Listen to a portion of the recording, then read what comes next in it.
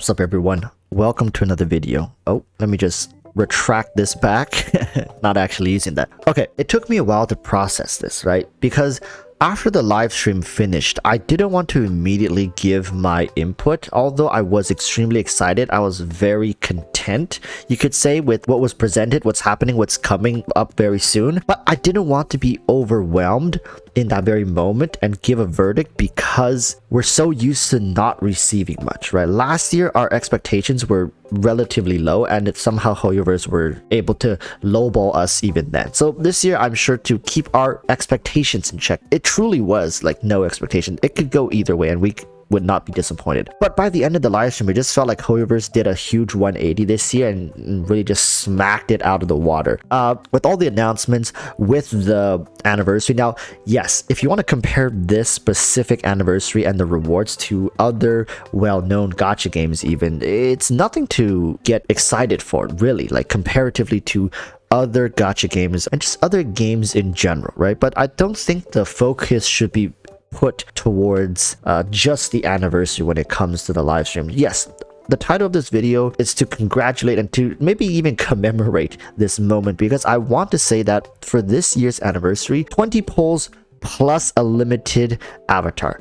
That was like better than what I had expected. If you guys checked out my video that I released yesterday before the live stream went live, I said there's only 3 outcomes, and we ended up with one of the outcome that, you know, it's pretty good, right? I don't think anybody here really can complain. You can say like, well, you know, it could be better. Yeah, it could, but it could have been way worse. Okay, but I want to talk a little bit about the contents of 3.1 and just give you guys a heads up, because I feel like the knee-jerk reaction is, well, more of the same old, which, yeah, in a way it is. And then when it comes to characters, right, Cyno, Nilou, I think there's going to be a knee-jerk reaction when it comes to Nilou and how she is supposed to be played and what she's designed to be. I think a lot of people will say, oh, she's kind of niche, she's going to be a dendro-centric character, meaning that her hydro is not going to work too well with characters outside of dendro reactions, which, you know, yeah, you're right, she is designed for dendro. However, we currently have to understand we don't have a suitable dendro character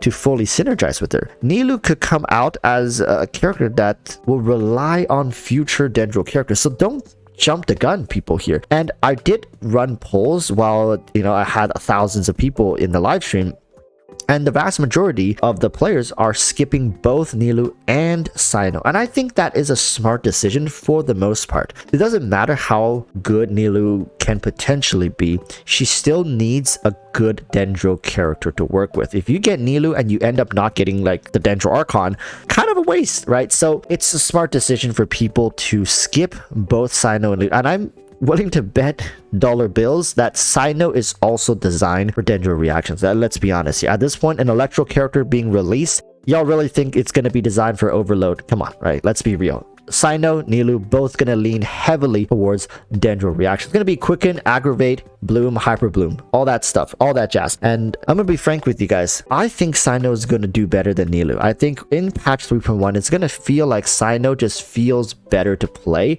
due to quicken and aggravate. It's just such a great reaction system that HoYoverse has put together here for electro dendro synergies. However, it doesn't mean Nilou cannot perform with currently available characters.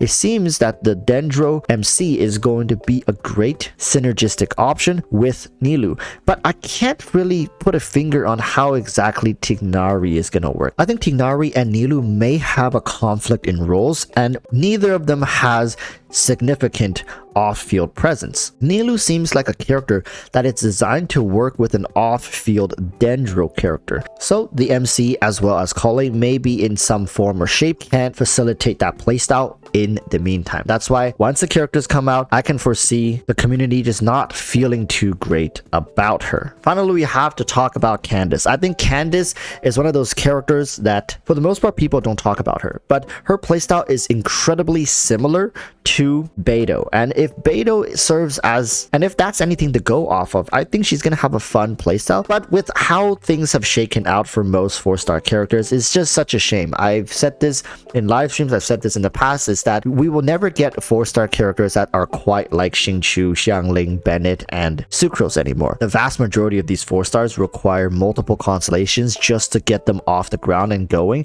to feel comfortable running them in teams. Mostly at C0 feels incredibly crippled and just not fun to play with. Like, it's one thing to be fun. I mean, you can argue, well, Hazo is fun at C0, Sayu was fun at C0, but for the most part, it's not very practical. There's too much incentive nowadays locked behind constellations that it really makes it difficult to get excited for these 4-stars. Now, I'm sure a lot of you guys want to also have me touch on the other announcements, such as the whole anime thing, but I don't want to talk about things outside of the game just yet. Yes, that's all exciting stuff, but we have to bring it back to 3.1 story and progression, and then the new zone release with the desert. Listen, I'm gonna tell you guys right now, like 3.1 story is gonna once again blow 3.0 out of the water. To me, 3.0 just felt like a huge info dump. It was great and exciting, and there's a lot of new lore that has been exposed to us, but it's for the most part an info dump. They're trying to tie up knots, they're trying to show us exciting things, new technologies, right? Like introducing us to the land of Sumeru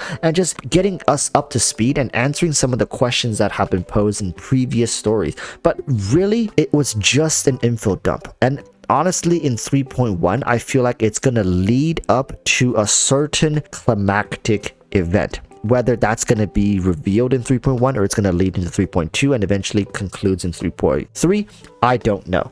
But from a story structure, I can tell that HoYoverse is very excited to bring us up to speed with what they're currently keeping hidden behind closed doors. All right, it's very obvious that when they were writing this story, they probably figured out like how they want to do the climax, and then they like worked it backwards like that. Because if you guys play through 3.0, you'll quickly see that like while the story, like in bits and pieces, it's interesting, a lot of it is just them trying to cover their tracks and make sure, okay, let's make sure there's no plot holes. I just keep things all technical, like okay, and then they can move on to the big juicy stuff. And we're about to enter the big juicy stuff. Mark my words, people. Like, I've made videos talking about Sumeru's story being the best we've gotten to date, and that has so far turned out to be true, and we're not even like getting to the good stuff yet. Okay, this is not leaks. I don't look at leaks. There's like, I mean, why would I go look at leaks for the story? And where are you going to even look at leaks for the story? All right, so people stop with the weird accusations.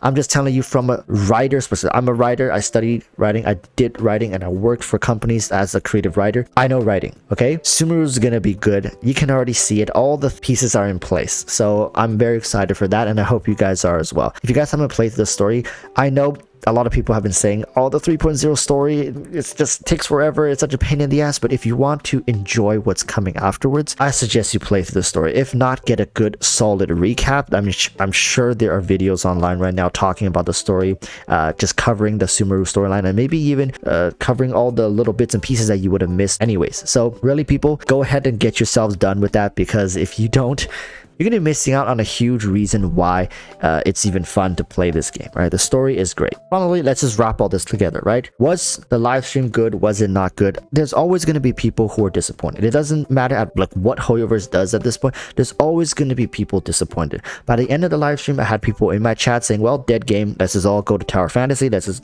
you know, go do other stuff, because Genshin Impact is never going to change. And I don't think there's anything wrong with that. Genshin has put its foot down saying, this is what we're going to do, and we're going to do it until our last breath, until we close down our servers. It's just up to the players to accept it and either continue playing or deny it and quit. I mean, if you're denying it and you're still playing the game, you're just going to be miserable. There are people that with every update just sound so miserable. They're not excited. They're waiting for something that, in all honesty, is never coming.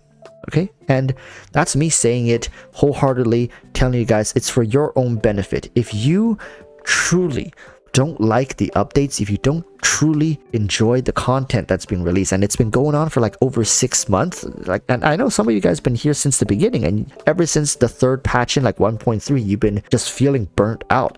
Like you're living this bitter presence online, and you're just bringing all this negativity. I'm not saying constructive criticism isn't necessary, but when you come in and say like, dead game, game's trash, let's all quit, right? I think 3.1 is a great patch. 2.0 all the way to like 2.4, I would say were solid patches. And I think 3.0 all the way, potentially 3.5 is going to be pretty damn good, right? So people, comment down below what you thought of 3.1. Is it good? Is it exciting? And you can talk about the anime and all this other projects that they're working on. But for me, just the contents in-game alone, along with the anniversary stuff, you know, I'll take it, right? I'll take it. I think there's a lot to be excited about, and I hope going forward people can find more things in game that you enjoy to do and have a good time. At least you owe yourself that much. Okay, but that's it. Thank you guys so much for watching. Exciting stuff ahead. 5-week patches really sure do be catching us off guard, and I'm all for it.